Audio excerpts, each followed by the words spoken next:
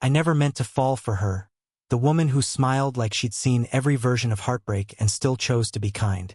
But every time she looked at me, the years between us disappeared, and all that remained was the way she made silence feel like home. The story begins quietly, with rain tapping against windows and the faint scent of paper filling the air. The kind of day that makes the world feel paused. The narrator, a 25-year-old writer named Eli, finds himself once again in the town's small public library. He tells himself he's there to write, but the truth is gentler and harder to admit. He's there because of her. Elena, the librarian, is unlike anyone he's known. Around 43, she carries a grace that feels timeless, calm, self-assured, yet tinged with a quiet sadness. She doesn't chase attention. It simply gathers around her. The light catches the faint silver at her temples, and it suits her, as if time itself respects her presence. Eli first notices her on a rainy afternoon much like this one.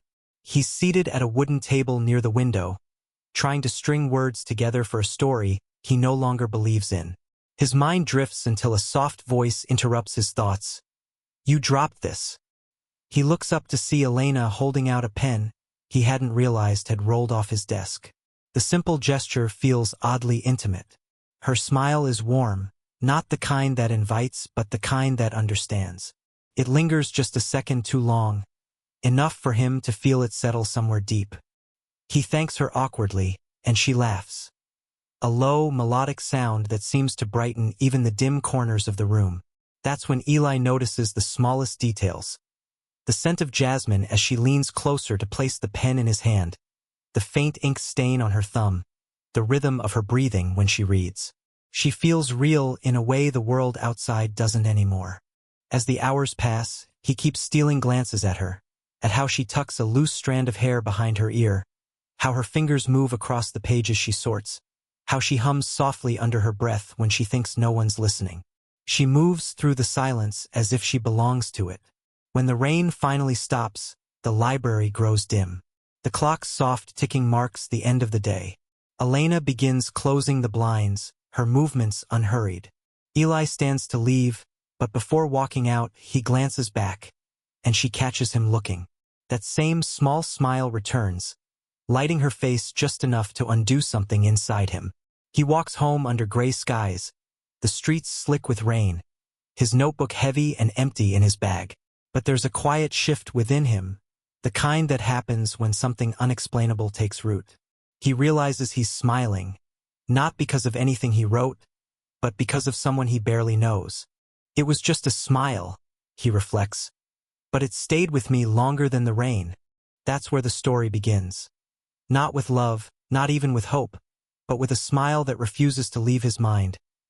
Eli starts visiting the library more often, convincing himself it's about routine. The quiet, the atmosphere, the books. But deep down, he knows it's because of Elena. There's something about her presence that feels like the first breath after a long silence. Like she steadies the world around her without trying. The days fall into a rhythm. He arrives each afternoon with his notebook and laptop, always choosing the same corner table near the window.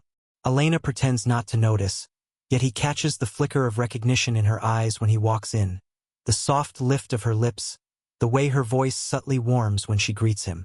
At first, their exchanges are brief. "Good afternoon. How's the writing? You like the same seat, I see." But over time, these small exchanges bloom into real conversations, the kind that linger even after the words fade. They talk about books. She prefers the old ones with cracked spines and uneven pages, the ones that smell of dust and memory. He tells her he's trying to write a story but keeps getting lost halfway through. She teases him gently, saying, "Maybe you're not lost. Maybe you're just not ready to be found yet." It's a strange thing, the way she speaks. Every line sounds like it carries a lifetime behind it, as if her wisdom has been quietly earned. Sometimes, when the library grows quiet and sunlight drips through the blinds, they share those long silences that don't feel empty. She'll be shelving books while he pretends to type but mostly just watches her. The way she stands on her toes to reach a high shelf, the way her hair catches the light. There are subtle moments, unspoken yet charged. the brush of their hands when she passes him a book, the soft pause when their eyes meet and neither looks away right away, her laughter, warm and low, filling the spaces between their words. Eli begins to notice her habits, how she tilts her head when she's curious, how she always wipes the counter even when it's already clean, how her smile fades for just a heartbeat when she thinks no one's watching. It's that fleeting sadness that draws him most. One afternoon, as he returns a novel, she leans against the counter and asks softly, "Why do you always look like you're waiting for something?" He freezes, unsure how to respond. Because she's right, he is waiting. For what, he doesn't know. Maybe for something he shouldn't be hoping for. He shrugs, trying to hide the truth behind a faint smile. "Maybe I'm waiting for a good ending," he says lightly. Elena studies him, her gaze gentle but unguarded. Then she smiles again. That same tender, knowing smile that started it all. "Sometimes," she replies, "the middle is the best part." And just like that, she walks away, leaving him with more questions than answers, and a heart that beats a little louder than before. The sky darkens early that evening, heavy with clouds that promise a storm. The air smells of rain before it even starts. Eli stays late at the library, pretending to work but really just avoiding the empty apartment that waits for him. He's the last visitor there, and Elena is behind the counter, sorting the day's returns with her usual quiet focus. The first crack of thunder startles them both. A heartbeat later, the rain comes down hard, thick, relentless sheets that blur the windows and swallow the sound of everything else. The lights flicker. Elena looks up, sighs softly, and says, "You'd better wait it out a while. Roads get bad when it rains like this." There's a warmth in her voice, gentle authority, the kind that leaves no room for argument. Eli nods and sits back down, but when the power cuts out completely, he hears her laugh quietly in the dark. "Well," she says, "looks like we're keeping each other company." They find candles in the librarian's drawer and light a few. The soft glow paints the room in amber tones, the kind that flatten distance and make every shadow feel personal. The rain drums steadily against the windows. The world outside ceases to exist. Eli offers to make coffee. The small machine in the staff room still works. Elena accepts, and for the first time, they sit together not as librarian and visitor, but as two people caught in the same moment. The conversation drifts easily at first, about books, weather, the town's quiet charm, but slowly it deepens. She talks about moving here years ago, after her husband left, how she wanted a simpler life. He listens, sensing that every word costs her a little courage. When she asks about his writing, he admits he hasn't finished anything in months. "Maybe I'm afraid of what the ending will be," he confesses. She looks at him through the candlelight, eyes reflecting the flicker of the flame. "Maybe it's not the ending you're afraid of," she says softly. "Maybe it's the part where something finally begins." The air shifts not from what's said, but what isn't. Their knees brush lightly beneath the table. Neither of them moves. The silence hums with something new, something fragile. Eli feels his heartbeat in his fingertips, every breath louder than it should be. Outside, the thunder rolls again. The candle trembles. Elena glances at the window, then back at him. For a moment, she seems about to say something, but stops. Instead, she smiles, that same soft smile that started everything, and says, "It's late. You'll catch cold walking home." When the lights finally flicker back to life, she stands to leave, pausing at the door. "Thank you for the company," she murmurs. Her hand lingers on the doorknob, her eyes finding his one last time. After she's gone, Eli sits in the glow of the returned light, coffee gone cold, storm still raging outside. He whispers to no one. The days after the storm feel strangely quiet. Eli still goes to the library, still sits at his corner table, but something has changed. Not between them exactly, but within him. That night had awakened a stillness that wasn't entirely peaceful. Every glance, every word since then carries a weight he can't name. Elena seems different too. She's still kind, still composed, but there's a new carefulness in her tone. She avoids the long conversations they used to share, busying herself with other patrons or errands behind the counter. The warmth is there, but it's measured, like she's reminding herself of a boundary that shouldn't be crossed. Eli notices. He feels the shift every time her eyes flick away too quickly, every time her smile ends before it reaches her eyes. It hurts in a way that surprises him. He tries to write about it, to make sense of the distance growing where closeness once was, but the words fall apart before they reach the page. A week passes like that. Brief exchanges, polite smiles, silence filling in the spaces where laughter used to live. One afternoon, unable to take it anymore, Eli walks to the small cafe down the street where he knows she goes after work. He doesn't plan to talk to her, just to see her outside the walls of the library. But when she spots him through the rain-fogged window, she waves him in with a hesitant smile. Inside, the world feels softer. The smell of coffee, the quiet murmur of strangers, the glow of hanging lights. She's seated by the window, her hair slightly damp from the drizzle, a half-read novel beside her mug. He joins her, and for a moment, neither speaks. "You've been distant," he says finally, his voice low, unsure. Elena exhales, eyes on the steam rising from her cup. "I thought maybe we needed a little space," she answers. Sometimes when something feels too easy, it's only because we're ignoring how complicated it really is. Her honesty cuts through him, gentle but sharp. He wants to tell her that he's not confused, that he's not chasing anything inappropriate, that he just feels something he can't ignore. But the words won't come out right. As they talk, he notices her hand resting near her cup. Slender fingers, a faint pale line circling her ring finger. No jewelry, just the memory of it. He realizes he's never asked about her past, never dared. The absence of the ring speaks for itself, but he doesn't pry. When she finally looks at him, her expression is layered. Regret, warmth, something unspoken beneath it all. "You remind me of when everything still felt possible," she says softly. "And that scares me." Eli doesn't know how to respond. He just nods, swallowing the ache rising in his chest. She finishes her coffee, leaves payment on the table, and stands. "Take care, Eli," she says, her voice barely above a whisper. As she walks away, he catches that same smile, faint, tender, and heartbreaking in its restraint. "She smiled again," he murmurs as the door closes behind her. But this time, it hurt. The rain returns a week later, softer this time, more of a whisper than a storm. Eli sits in his apartment, staring at a half-finished story on his laptop. The words refuse to come. Everything feels suspended. Unfinished sentences, unspoken feelings, unanswered questions. Finally, almost on impulse, he grabs his coat and walks out into the drizzle, heading toward the library even though it's nearly closing time. When he arrives, the lights are dim. Only a single lamp glows behind the counter, where Elena is tidying up.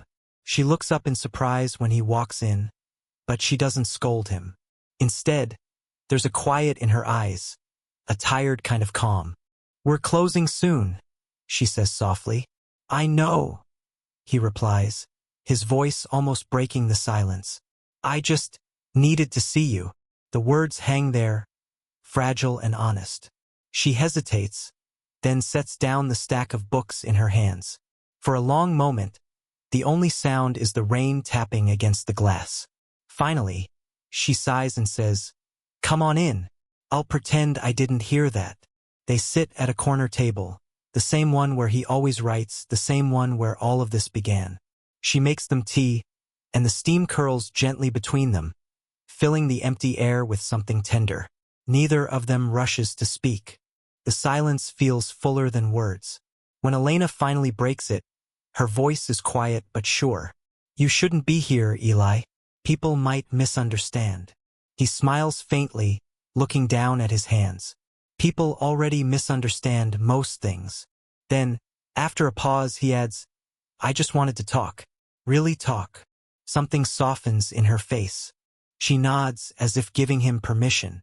And so he does, about how his writing has stalled, how the loneliness of this town had started to hollow him out, and how meeting her felt like being reminded of everything human again. I haven't written a word that wasn't about you, he admits quietly.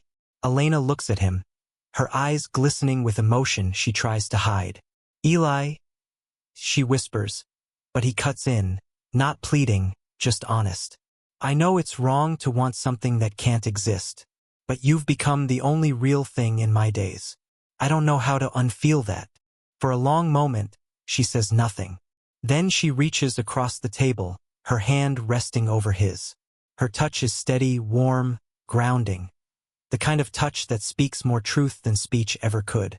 You remind me, she says softly, what it felt like to be seen. Her voice trembles on the last word. They stay like that, hand in hand, hearts open but silent. The rain outside grows heavier, matching the ache inside both of them. When she finally stands to leave, she gives his hand one last gentle squeeze before letting go. At the door, she turns back once, her voice almost a whisper lost to the rain. Don't stop writing, Eli. Some stories are meant to hurt. And then she's gone, leaving him alone beneath the library's dim lights.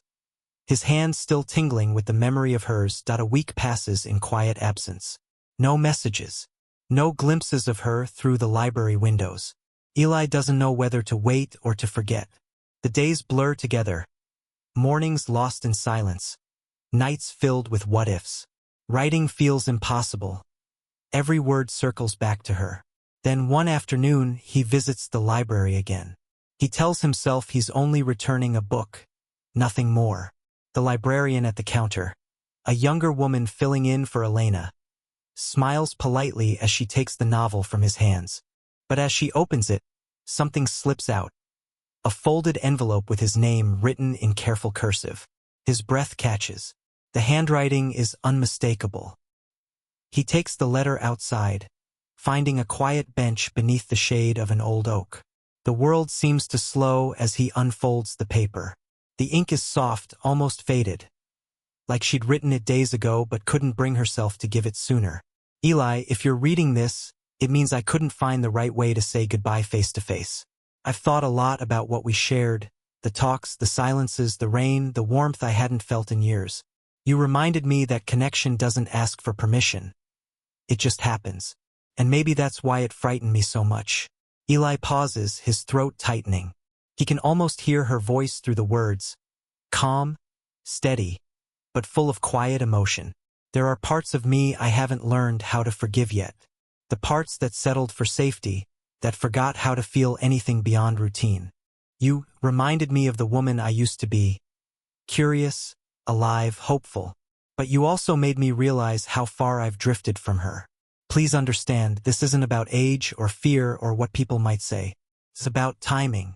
You're standing at the beginning of something, and I'm still finding my way out of the middle. He grips the page tighter, eyes burning. The words ache with tenderness, not rejection. Every sentence carries the softness of someone who loves too carefully to let it become a wound. You once said you were waiting for a good ending. I think this might be mine, quiet, honest, unfinished. You deserve beginnings, Eli.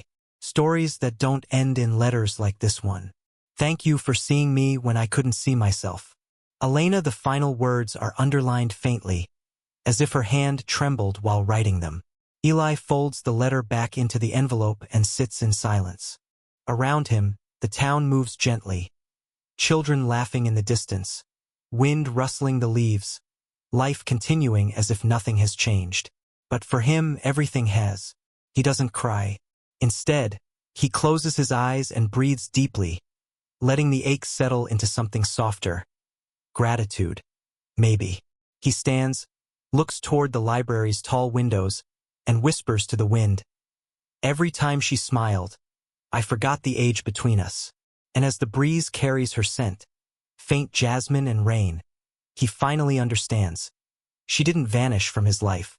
She just left him something to carry forward, the memory of being truly seen. Months pass. Seasons turn quietly, as if the world is trying to move him along with it. The leaves fall, the air cools, and Eli slowly rediscovers a rhythm that doesn't hurt quite as much. But she's never far from his thoughts. Sometimes he still visits the bench where he read her letter, Sometimes he finds her handwriting slipping into the margins of his notebooks, almost like she's still guiding him, gently, from a distance. His writing begins to flow again. What once felt impossible now feels necessary. Each story he writes carries a trace of her voice, her calm wisdom, her laughter echoing between the lines. Eventually, he finishes a manuscript, his first in years, a collection of quiet reflections about love, timing, and the people who change us without staying. When the book is published, he doesn't expect much. The small, personal, just words he needed to release. But on the dedication page, there's a single line, "For the woman who reminded me how to feel again." The first copies arrive on a bright afternoon. Eli slips one into his bag and walks to the library. The same building, the same scent of old paper and polished wood. But everything feels different now, softer somehow. Behind the counter stands Elena. She's back. Her hair is shorter, her face a little tired but radiant in a way he's never seen before. Peaceful, present. For a moment, neither speaks. Then she smiles, that familiar, gentle curve that once unraveled him completely. "You've been away," she says. "So have you," he replies. She laughs quietly, her eyes shining with something between pride and nostalgia. He places the book on the counter, open to the dedication page. Her hand trembles slightly as she reads it, then closes the cover slowly, pressing her palm against it. "You finished it," she says softly. He nods. "Because of you." They talk for a while. Small things at first, the weather, the quietness of the town, the way time moves when you stop chasing it. The tension that once filled the air between them has melted into something gentler. A calm understanding. They're not who they were months ago. The ache has turned into something almost beautiful. As the afternoon sun filters through the windows, Eli helps her stack a few new arrivals. Their shoulders brush once, briefly. It feels natural now, no longer electric or forbidden, just familiar. Two people who found each other in the right way, even if not at the right time. When he leaves, she walks him to the door. The silence between them is soft, warm, complete. "You know," she says, smiling, "you never did return that last book." He smiles back, shaking his head. "Some stories you don't return," he says. "You just carry them with you." She laughs, and for a heartbeat, he's back in that first rainy afternoon, the moment that started everything. "She smiled again," he says in voiceover as if narrating to himself. "And for the first time, I didn't forget the age between us. I simply didn't care." And as he walks away, the light behind him fades into gold. The soft, final warmth of a love that didn't have to last forever to mean forever.